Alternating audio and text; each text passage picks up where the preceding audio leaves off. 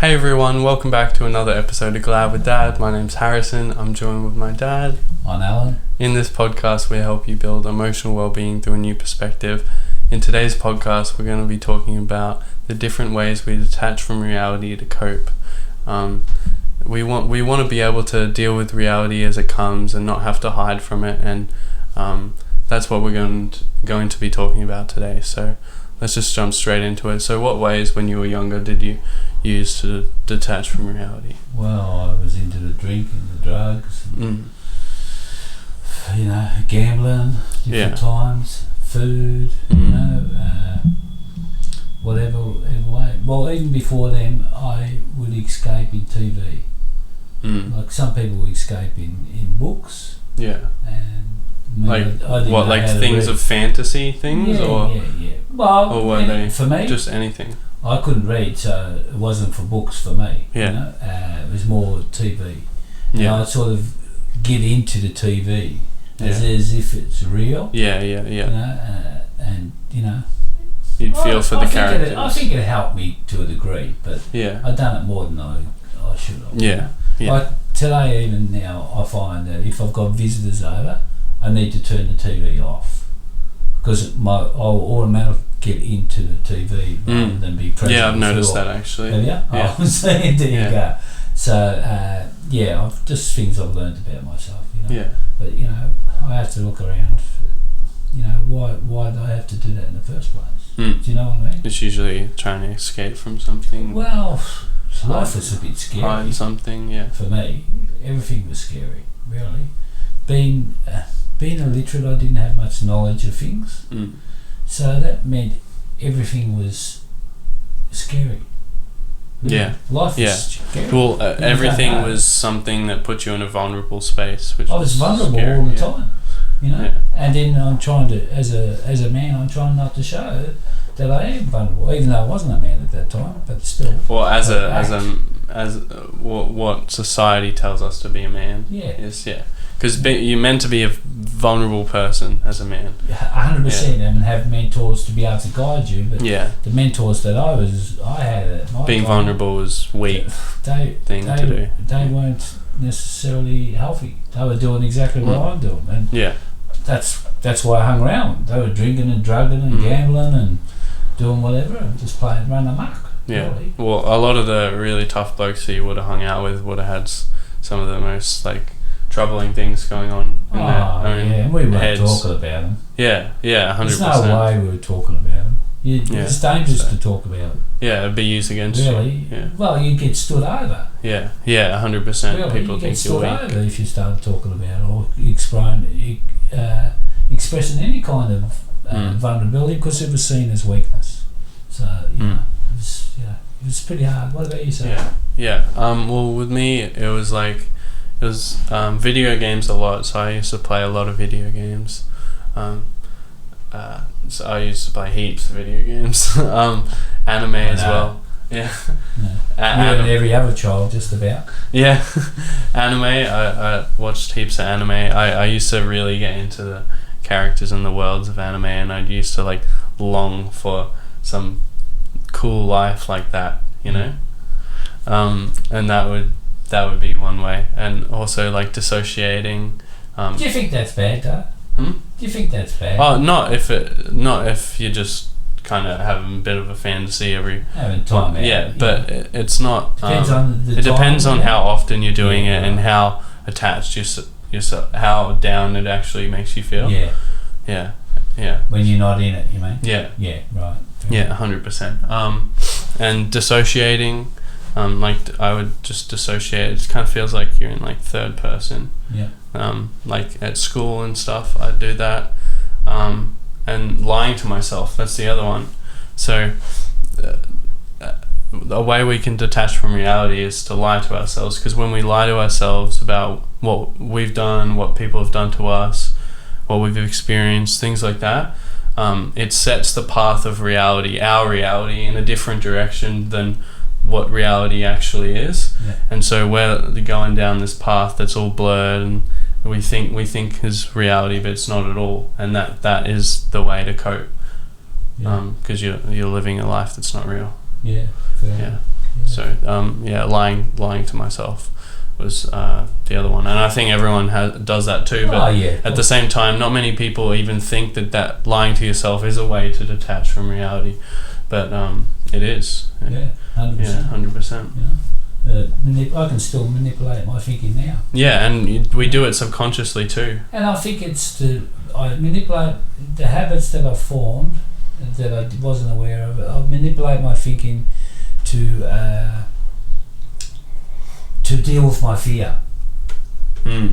Really, to disguise being frightened and not knowing what to do about that fear. I didn't have the tools to cope with the fear, so I would manipulate my thinking to in some way how I wouldn't have to look at the fear and face up to it. Okay. I get you. So there was other ways, because I couldn't no longer drink or drug or gamble or do the things that I found harmful to me. So I would do it in another way. Self-sabotage. Just manipulate my thinking, really. Get busy. Do you know what I mean? I could 100%. Do all kinds of different things to avoid facing up to my own reality. We can even do good things to avoid facing up to my reality. Like I could be working, trying to help others, for instance. I can use that in a way that how I don't have to face up to my own life. Disguise not looking at my own fears and facing up to them. You know, there's even the good things are not necessarily all the time good for us. You know, that's what I've found. You know, and like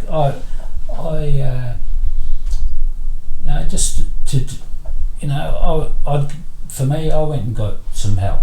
I got involved with a support group that helped me deal with life a bit more. A lot more actually, just deal with life. And I went and got professional help at one time, a few times actually, different times, different stages. 100%. I encourage anyone to get professional help. 100%. There's a lot of good people out there. And if you've already done it and you didn't like it, there's a big chance that it's could have been your therapist, or the type of therapy that you're doing, or even the person. Like if the right person's voice could trigger off an old memory that you're not even aware of. 100%. You know, so because don't give up. That's definitely all we're saying. Don't give up. And what about yourself? Well, first I had to become aware of my habits to detach, right? And then working out how to not only live in reality but enjoy it was second. So first I had to become aware of whatever I was using to escape. And that's a really good one, really. To find things you enjoy about your reality. That would help you stay in the reality. That's really, really good. I find that's really enlightening, actually. Thank you. 100%. I'll take that on board. Use that. Share with others. It's good, man. So you have to not only just learn how to live in reality and be okay with not having to use all these means of escape, but then you have to find things that make it worth going there, because if you find that enjoyment out of those things to escape from reality but you don't find any enjoyment in reality, you're going to keep going back to the things that you need. There will be a time where you won't feel very happy for a little bit if you're used to something or you're addicted to something, but that will change and you will start to enjoy reality. 100%. Like I say that to some of the blokes that I work with in the form of rebuilding their lives. We've got to find things that we enjoy, but you just said it in a different way, which is it really resonated. Oh, that's cool. 100%. I hope it resonated with some of you guys too. That's the plan. Like video games, anime, even like weed and stuff, that can benefit in moderation, but lying to myself and dissociation, those don't. That's straight out. So the longer you stay in it, the harder it is to get back to what is the truth. You tell yourself a lie often enough, it becomes true. It's like taking the wrong path in a maze and then taking the next wrong path, and then it's like 4 moves later you had no idea where you are, no idea your way back. Nothing. Man, because you've set yourself in this new reality that's not even real, and a lot of people never uncover their real memories. The other half have to do it through extensive like working on themselves or therapy or things like that, and it's not. How's it going to be when this new thing comes out where you can get into them games where that's reality? Like virtual reality. Virtual reality. It's really scary. Yeah, it's becoming even more and more realistic every year, and it's going to become mainstream soon. Oh yeah, 100%. I do too. It's just going to be a lot of mental illness around it. Yeah, 100%. People living in fantasy worlds. Not in reality. Yeah, and people won't even like have their own characters either. So it's not like them experiencing other things. It's not even them. It's them experiencing, not them experiencing things that aren't theirs, while they're trying to grab onto the hope that it's them experiencing things that are theirs. You're going to need new kind of therapists. To be able to deal with that. It's going to be a big thing. They got people now, therapists, in the way of helping people through being addicted to social media. And having withdrawals and everything from that. So this is going to be like 100-fold compared to that. That's like a nothing compared to what's coming. But there's some good things in that too. I can't say it will be bad. I'm looking forward to actually exploring it myself. There's benefits in everything. It's moderation a lot of the time. That's it. But like I was saying, like video games, anime, etc., they can be good if your intentions are right. You want to use them as entertainment instead of a way to detach. So intention is priority with a lot of things. Cool. So 100%. So what sort of ways did you learn to exercise is cope with reality? Of course, exercise is healthy, but that can be on the opposite side.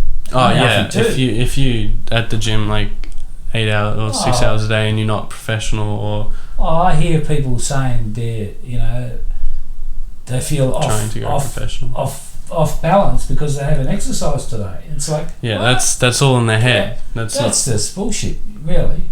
I don't. I understand it, but 100%. I know it's not. That's just a story. Yeah, it is. It's a story you tell yourself. Because I can be well no matter what. What's going on. I know that to be true. Because what I've been through. 100%. Like I was okay even when my first wife passed. I still been now. You wouldn't think I could be okay with something like that happening. But I was able to be okay. Yeah. Well, there are. It wasn't 100%, of course, but I was still able to live in reality. Yeah. And be present to a great degree. Yeah. But so, and I found like helping others too. That's been good.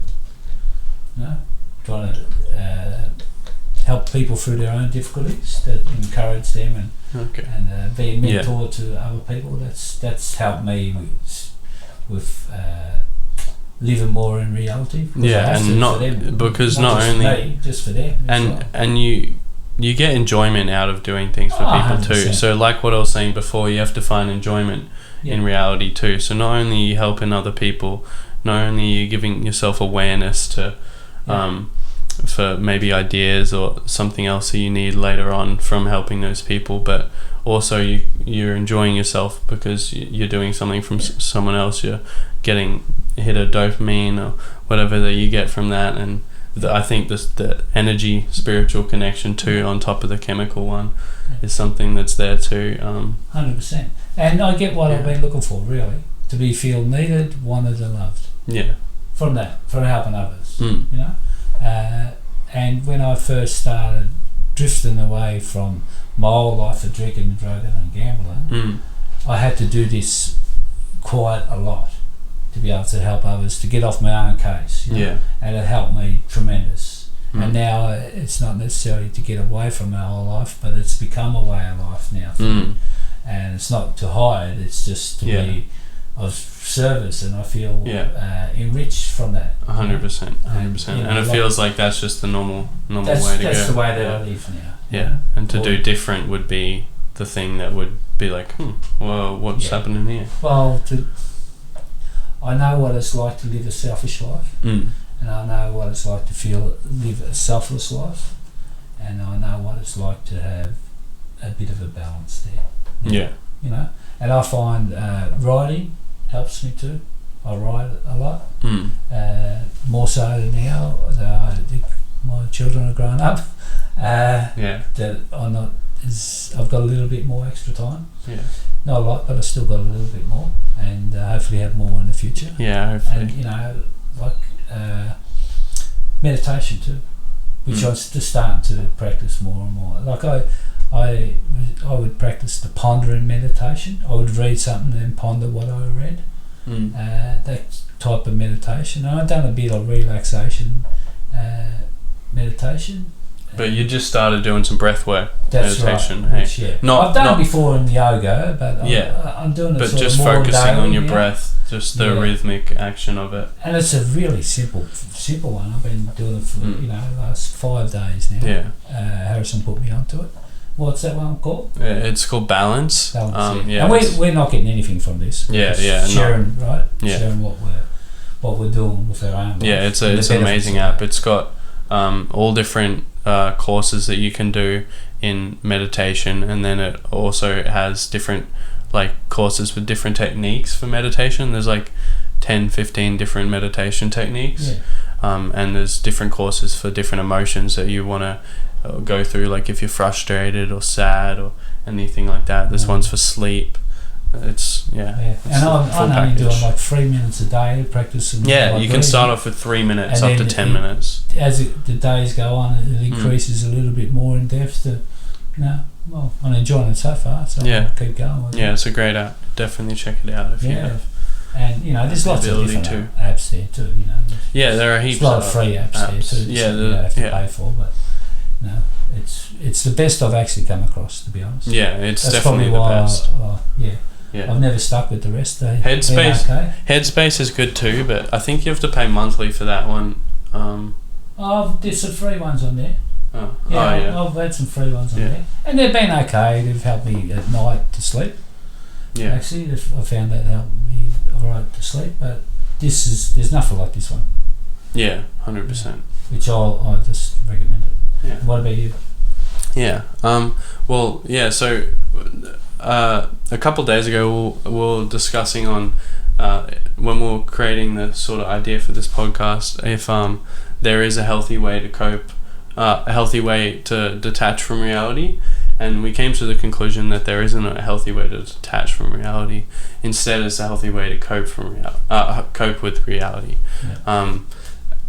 So it's really about reevaluating your intentions, or why you do these things, because intentions are definitely priority. 100%. It's like I still enjoy escaping into TV. I do. When I finish a hard day's work, it's like I've had enough. I just want to tune out. But we're programmed to be like that though. As well. But how much I'm getting? I'm starting to question that. How much I want to do that. Really. Because that probably takes up a quarter of your waking hours. So it takes a few hours. All the night time. That's people can master skills a few hours every night. Create multi-million-dollar businesses in that time. That everyone has. Most people have, because they're at home watching TV. And it's just like a muscle too. If it's not exercise, your creativity. It'll be weak at the start. 100%. And so it's like putting some time away from the actual. For me, I intend to do. I want to get some computer skills because I'm literate in that area. So I need to actually get away from the TV, come in here, and start doing it a little bit each day, and hopefully improve my skills in that way. If you have a way to separate yourself from from the place or the thing that distracts you most, definitely do that to work. Because if I brought my computer downstairs, I'm not going to do it. It's not going to happen. I'm going to just switch on the TV. Yeah, 100%. But same with coming into this room. When we come in here, we come in here to focus on what we're doing. Yeah, and whenever we come in here, it straight away turns on. It does, doesn't it? Yeah. It's amazing. Yeah. Well, we have these conversations all the time, but whenever we're writing things down or anything like that, it always clicks on when we're up here. Yeah. It's blessed. Yeah, 100%. Never had these before. No. Not continuously. No. I have actually, but not to the same extent. Yeah. And it's different because it's father and son. Yeah, it's not very often. Yeah. Any other ways you found? No, that's about it there. So. Pretty cool. Yeah. So hopefully you got something out of that. Yeah. I have. Yeah. 100%. So we're still open to change. Still open to learn. Yeah. And we learn from these podcasts on the spot. Even on the spot, we can still learn. We got a bit of structure around here, but it's open to the flow. Yeah. 100%. So glad of that. So hopefully you're open to your flow as you listen and identify and hopefully improve something. Even if you get one little thing, it's like wow. Yeah, you're further along the road than where you were prior to listening to it. And let us know in the comments down below, like on any ways you're struggling to detach from any ways you detach from reality that you're struggling with to overcome, and send this video to anyone who you think it might benefit, because it helps us out a lot, and it'll hopefully help that person too, because that's the aim of this podcast. And if you got some other way that helps you cope to, just let us know. 100%. We'd love to hear it. It might be just us to read these. Other people read these comments too. So you might help somebody else too. This is just a platform for you to do that as well. That's it. Until next time. Until next time. We'll see you then. See you there. Bye.